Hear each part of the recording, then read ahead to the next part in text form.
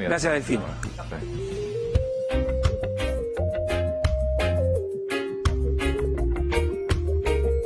Revelar los secretos que guardan los cielos es uno de los desafíos del ser humano a lo largo de la historia.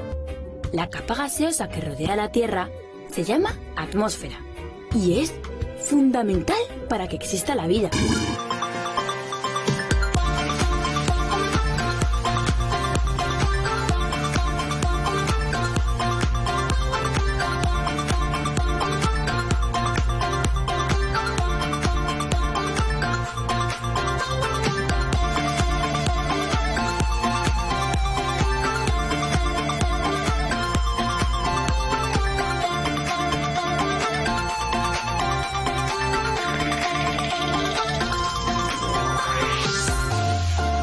Entre los meses de septiembre y noviembre se va a realizar en nuestro país un experimento llamado South Track.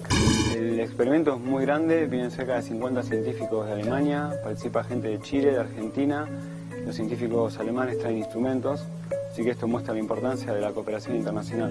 So really interesting to see what's happening there, because this is the best area in the world to study this type of event. So it's really great that I have the opportunity actually to fly down there to do this. Va a tomar mediciones del vórtice polar, hasta ahora nunca se hizo, y además nos permite a nosotros conocer la dinámica de la atmósfera en la zona antártica, que hasta ahora es desconocida.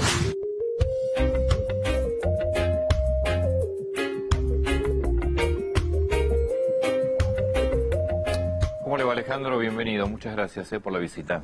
Gracias, el placer es mío. Usted es investigador de la Universidad Austral, Sí. de Ingeniería. Yo soy profesor de la Universidad Austral e investigador del CONICET. Por lo que vimos y recién presentamos un poco, ¿vamos a poder tener pronósticos del clima más certeros? Sí, es posible. Lo que ocurre es que hace falta información.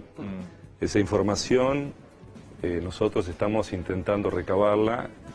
O sea, por supuesto que hay una información muy importante ya disponible, pero los pronósticos van a mejorar en tanto y cuando uno conozca mejor el estado actual de la atmósfera.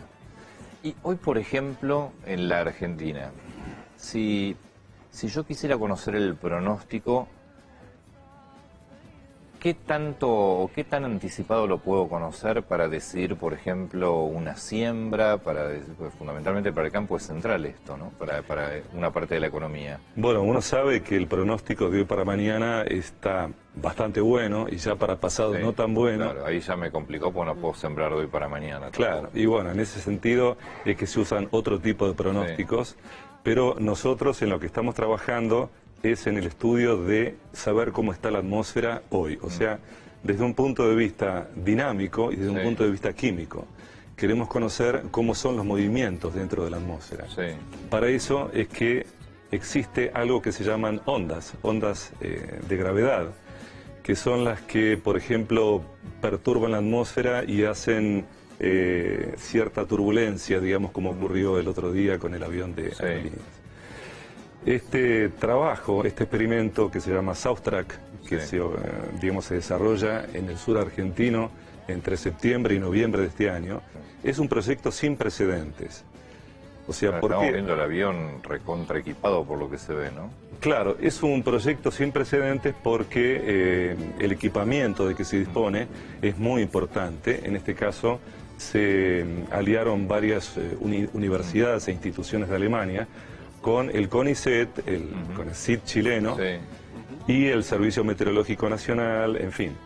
No solamente estamos nosotros, o sea, nuestro grupo de investigación en la Universidad Austral, recién mostraban uno de los investigadores, Rodrigo Hierro, además está integrado por Peter Alexander y Pablo Llamedo, pero hay otros investigadores de las universidades de Cuyo y la Universidad Tecnológica Nacional.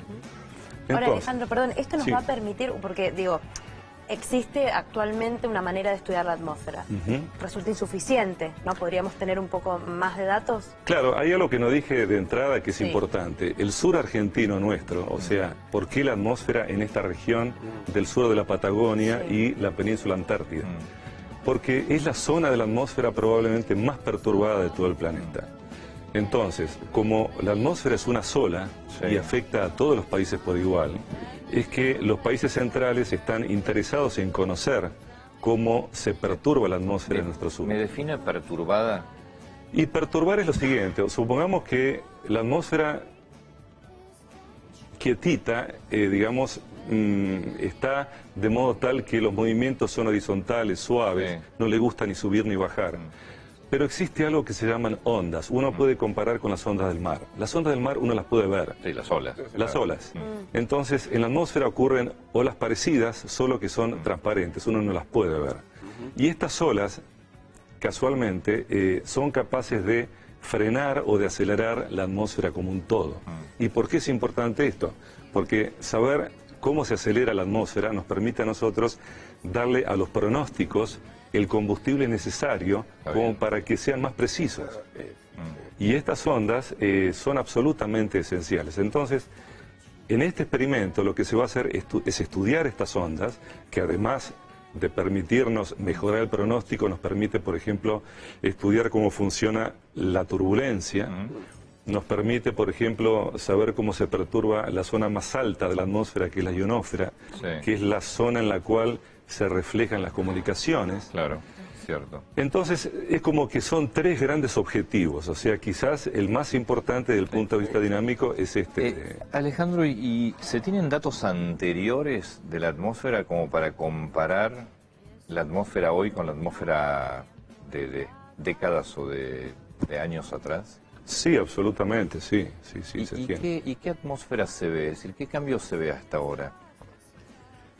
Lo que ocurre es que en la atmósfera existen dos tipos de cambios, digamos. O sea, a lo mejor apuntan al tema del cambio climático, todo esto que está tan de moda. El del hombre en esos cambios también. Claro, hay dos cosas, dos tipos de cambios. O sea, hay una variabilidad que es natural, que es algo que ocurre, exista o no exista el hombre sobre la superficie de la Tierra. Pero ese es el previsible. Claro, más o menos, porque eso, o sea, la atmósfera es un sistema tremendamente complejo, tremendamente complejo. O sea, eso de que se dice de que una mariposa aleteando de un lado del Pacífico puede generar, eso es cierto. Y después existe una variación, una variabilidad que tiene que ver con el hombre, es antropogénica, o sea, ahí tiene que ver con las macanas que hacemos sobre la superficie. Eso también existe. Eso también existe. Entonces, estas dos variabilidades hacen del sistema atmósfera algo muy, muy, muy complejo. Además de la parte dinámica, en este experimento se estudia la química de la atmósfera, o sea, se estudia la química de los constituyentes que, por ejemplo, tienen que ver con el ozono, con el dióxido de carbono, con el agua.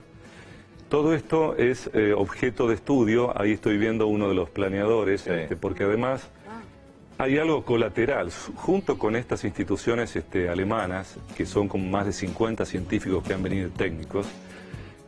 Hay otros investigadores que están también dentro del mismo proyecto sobre inmediatamente al este de la cordillera, en el Calafate, o sea, todo el resto del experimento se basa en Río Grande, en el Calafate con unos planeadores que surfean las ondas, las olas de montaña, digamos, y estudian además el comportamiento de las ondas y van midiendo parámetros que son dificilísimos de medir y de conocer.